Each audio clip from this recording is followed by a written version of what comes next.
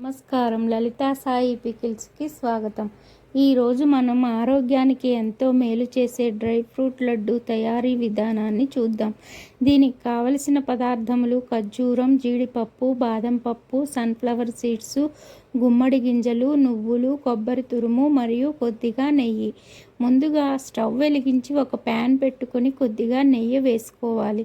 Sunflower seeds, గుమ్మడి గింజలు, నువ్వులు, కొబ్బరి తురుమును తక్కువ మంటపై ఉంచి సువాసన వచ్చే వరకు వేయించుకోవాలి.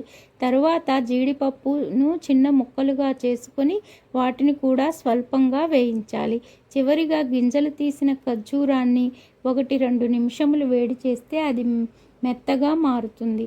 ఇవన్నీ పూర్తిగా చల్లారిన తరువాత మనకు కావలసిన విధముగా ఉండలు చేసుకోవాలి.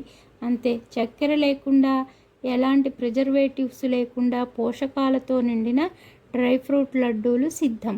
ఆర్డర్ల కోసం సంప్రదించండి 7416363935. మా వద్ద అన్ని రకాల హోమ్మేడ్ పికిల్స్, పొడులు, టీ టైమ్ స్నాక్స్ అందుబాటులో ఉన్నాయి. అలాగే మినప వడియాలు, ఊరమిరపకాయలు కూడా లభిస్తాయి. మీకు కావలసిన విధంగా కస్టమైజ్ చేసి ఇస్తాము. మా లలితా సాయి పికిల్స్ను ప్రేమగా ఆదరిస్తున్న ప్రతి ఒక్కరికి మా హృదయపూర్వక ధన్యవాదములు. ఇలాంటి మరిన్ని సాంప్రదాయ వంటల కోసం మా ఛానల్ను లైక్ చేసి, షేర్ చేసి, సబ్స్క్రైబ్ చేయండి.